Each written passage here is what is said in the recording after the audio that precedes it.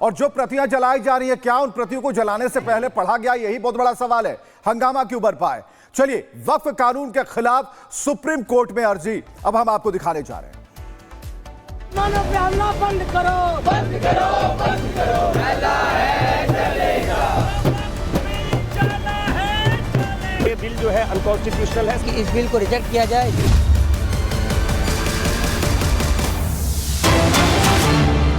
तो वक्फ कानून के खिलाफ सुप्रीम कोर्ट में अर्जी। कानून के खिलाफ अब तक 6 याचिकाएं दाखिल की गई हैं।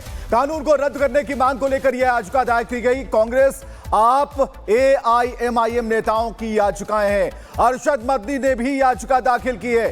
तो कुल 6 याचिकाएं हैं जो बिल के खिलाफ दायर की गई हैं। वक्फ कानून पर बवाल मचा है, इसे रद्द करने को लेकर मांग वाली जो याचिका है, कुल 6 याचिका, हम बराबर कह रहे हैं कि 6 याचिका नंबर जानिए, ये दायर की गई हैं और इसमें बड़े बड़े नाम आ रहे हैं जो कि मुसलमानों के हितैषी खुद को बताते हैं। तो कांग्रेस, आम आदमी पार्टी और AIMIM ने याचिका दाखिल की है और अरशद मदनी ने भी इसको लेकर याचिका दाखिल की है। वक्फ को लेकर अपनी नाराजगी जाहिर कर रहे हैं और इनका कहना है कि अब कोर्ट का ही रास्ता है, कोर्ट से ही न्याय मिलेगा। वहीं एक तरफ JNU में प्रदर्शन किया जा रहा है, वक्फ को लेकर कई जगहों पर प्रदर्शन देखने को मिल रहा है और जैसे ही बिल दोनों सदनों में पास हुआ, कई लोगों ने इसका समर्थन भी किया, लोगों ने खुशी जाहिर की। लेकिन कुछ नेता हैं जो राजनीतिक रोटियां सेक रहे हैं। बता दें आपको कि मुस्लिम रहनुमा हैं जो लोग प्रदर्शन कर रहे हैं। विपक्ष घोर आपत्ति जता रहा है, लेकिन आज हम बात करेंगे उस मुस्लिम रहनुमा की या उस सांसद की जो संसद में वक्फ बिल को फाड़ देता है। और जब उनके प्रवक्ता हमारे खास कार्यक्रम, हमारे डिबेट विद अर्नब में आए, तो ऐसा खुलासा किया कि जिसके बारे में शायद ही अब तक किसी को जानकारी हो।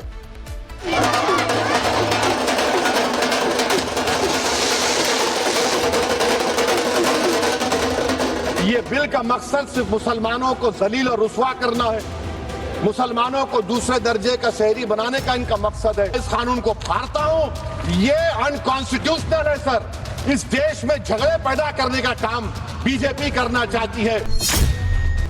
इन जनाब की बातों से लग रहा है कि कितने बड़े मुसलमानों के रहनुमा हैं। ऐसा जता रहे हैं कि वक्फ में संशोधन हुआ तो मुसलमानों की जिंदगी खतरे में पड़ जाएगी। लेकिन आज रिपब्लिक भारत आपको ओवैसी की सच्चाई से रूबरू करवाएगा। पहली बार आपको बताएगा कि असदुद्दीन ओवैसी क्यों वक्फ बिल का विरोध कर रहे हैं, क्यों वक्फ कानून से ओवैसी को मिर्ची लग रही है और क्यों वक्फ बिल के खिलाफ ओवैसी सुप्रीम कोर्ट तक जा पहुंचे।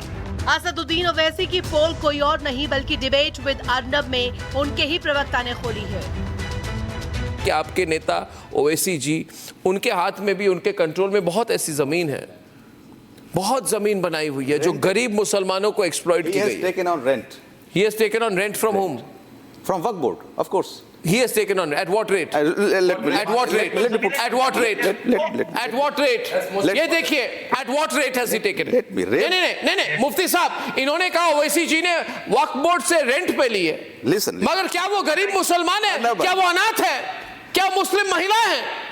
आप वो उनको क्यों दी गई रेंट पे? अब असदुद्दीन ओवैसी ने वक्फ की जमीन किराए पर ली है, ये तो साफ हो गया। लेकिन रिपब्लिक भारत के editor in chief Arnab Goswami Owaisi के प्रवक्ता से पूछते रहे कि कितना किराया दे रहे हैं असदुद्दीन ओवैसी। इस सवाल पर AIMIM के प्रवक्ता झल्ला गए। How much is in control of OSC, sir? Why?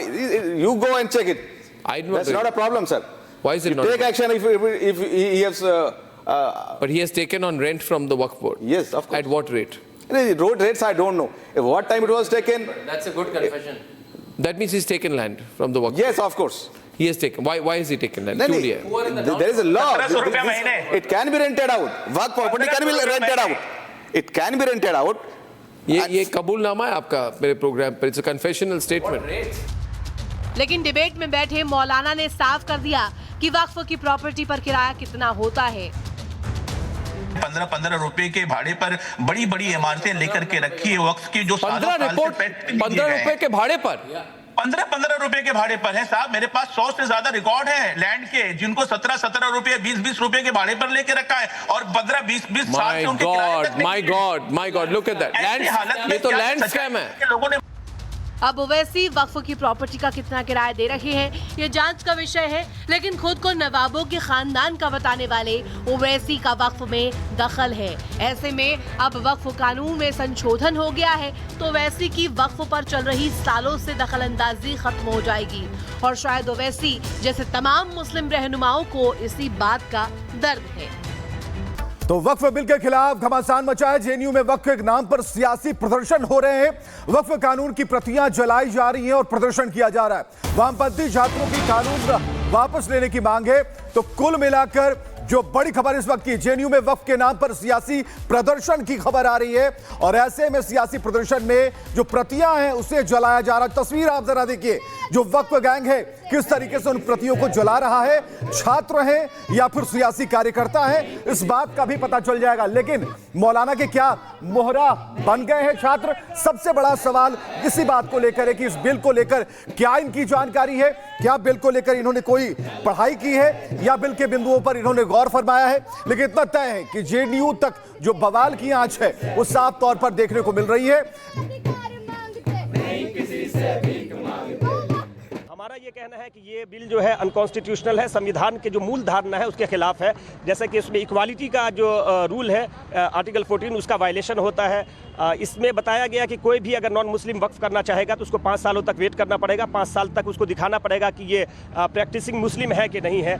हम लोगों ने प्रोटेस्ट किया है कि इस बिल को रिजेक्ट किया जाए, इसको बर्खास्त किया जाए और जो सच्चर कमेटी का रिपोर्ट है, जो हम मुस्लिम कम्युनिटी पे जो रिपोर्ट्स आए हैं उस पर रिसर्च किया जाए, उस पर डिबेट डिस्कशन की जाए। जो पार्लियामेंट में 2:30 बजे 3 बजे रात तक जिस तरह वक्फ पर बात की गई है, इसी तरह मुस्लिम के सामाजिक स्तर पर जो सच्चर कमेटी की रिपोर्ट आई है उस पर बात की जाए।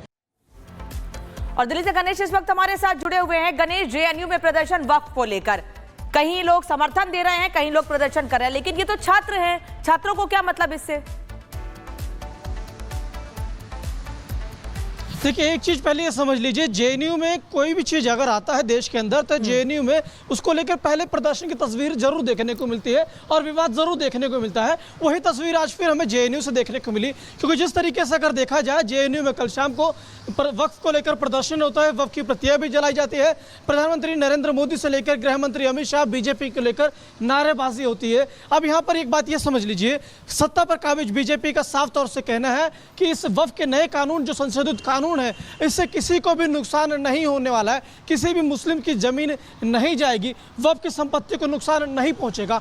जब जेएनयू में प्रदर्शन होता है तो उन लोगों को साफ तौर से कहना होता है कि बीजेपी की निगाहें मुस्लिम समाज की जमीनों पर है, वो मुस्लिम के हक को छीनना चाहती है। वही बीजेपी वही शब्द दोहराती है, कहती है कि लोगों को भ्रमित किया जा रहा है, लोगों को गलत संदेश दिया जा रहा है। हमने देखा था जब नागरिकता कानून को लेकर बात आई थी तो जेएनयू में किस तरीके से प्रदर्शन हुआ था, लोग सड़कों पर उतर आए थे और किस तरीके से सरकार कह रही थी किसी की भी नागरिकता नहीं जाएगी, लोगों को भ्रमित होने की जरूरत नहीं है। आज जब वक्फ का कानून आया तो सरकार ने उसी शब्द को कहा है कि किसी को कोई भी तरीके से परेशान होने की जरूरत नहीं है, बल्कि इस कानून से मुस्लिम समाज को फायदा होगा, दबे कुचले मुस्लिम समाज को इससे फायदा पहुंचेगा।